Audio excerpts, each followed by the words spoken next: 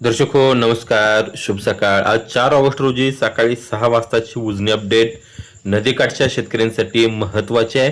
कारण दौंडची आवक वाढली आहे आणि त्यामुळं पुन्हा एकदा उजनी धरणातून भीमणच्या पात्रामध्ये जो काही विसर्ग सोडण्यात येतोय त्यामध्ये वाढ करण्यात आली आहे. त्याची सविस्तर माहिती आपण या व्हिडिओच्या माध्यमातून पाहणार आहोत.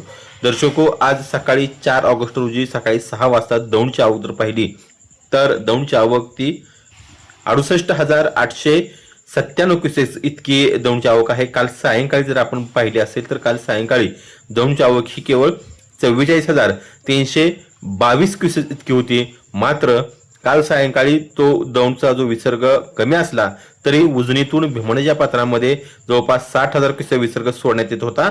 मात्र दौंडची आवक वाढते हे लक्षात घेऊन धरण प्रशासनाने रात्री 9:30 वाजल्यापासून उजनी धरणातला जो काही भीमणच्या पात्रातला विसर्ग आहे तो आता 70,000 क्युसेक्स इतका करण्यात आला आहे. आणि त्याचबरोबर वीज निर्मितीसाठीचा 1,600 क्युसेकचा विसर्ग हा सुरूच आहे. असा एकूण आता सध्या भीमा नदीच्या पात्रामध्ये उजनी धरणातून 71,600 क्युसेकचा विसर्ग हा त्या ठिकाणी सुरू आहे. उजनी धरणाची एकूण जी टक्केवारी आहे ती एकूण टक्केवारी ही 97.46% इतके धरण सध्या भरलेलं असून धरणाची एकूण पाणी पातळी ही 115.87 टीएमसी असून उपयुक्त पाणीसाठा हा 52.21 टीएमसी आहे.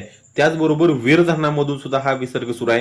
काल सायंकाळी 5 वाजता वीर धरणातून नेरा नदीच्या पात्रामध्ये 22,960 क्युसेकचा विसर्ग सुरू होता. तो रात्री कमी करण्यात आला असून तो 14,789 क्युसेक्स इतका करण्यात आलाय. जर वीर आणि उजनीचा हा एकूण विसर्ग पाहिला तर तो नेऱ्याच्या पात्राच्या आसपास आला तर उजनीतील 71,000 क्युसेकचा विसर्ग आणि वीरचा हा 14,000चा विसर्ग असा एकूण तो 80-85,000 क्युसेकचा विसर्ग हा संगम मार्गे भीमणच्या पात्रामध्ये येण्याची शक्यता आहे.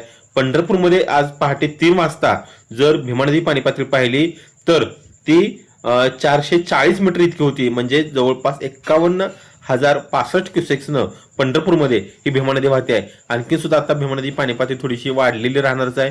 भीमा नदीवरील काही बंधारे असतील किंवा जुना दडीपूर आहे तो सुद्धा आता पाण्याखाली राहण्याची शक्यता आहे. त्यामुळे आता नदीकाठच्या शेतकऱ्यांनी थोडी काळजी घेण्याची आवश्यकता आहे. धरण पाणलोट क्षेत्रामध्ये पावसाचा जोर वाढतोय त्यामुळे दौंडची आवक वाढते आहे. जर दौंडची आवक वाढली तर सुद्धा उजनी धरणाचा विसर्ग हा वाढवण्याची शक्यता आहे. त्याचे अपडेट आम्ही तुम्हाला आपल्या या परिवर्तन न्यूजच्या माध्यमातून पोहोचवू. त्यासाठी आपलं परिवर्तन न्यूज चॅनल लाईक करा, शेअर करा आणि सबस्क्राईब करा.